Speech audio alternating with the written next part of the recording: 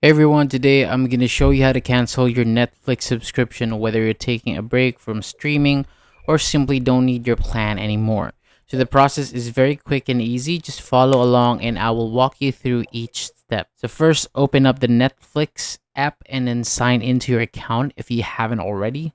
So once you're on the home page or home screen, click on the profile in the top right corner. And from the menu that appears, select account to open your account settings. So on the account page, you'll find different sections for your membership, security devices, and profiles. And in the overview section, choose manage membership to view your current subscription details and scroll all the way to the bottom of the page, and then you should see the cancel membership option, and then click on it to begin the cancellation process. So Netflix will usually ask you to confirm your decision before your membership is canceled. So read the information on the screen, then select the option to continue if you are sure that you want to proceed.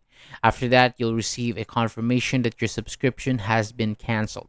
Even after canceling, you can usually continue watching Netflix until the end of your current billing period so that you won't lose access right away. If you decide to come back later, you can simply sign in again and restart your membership using the same account. And that's all there is to it. Canceling the Netflix subscription only takes a few minutes once you know where to look.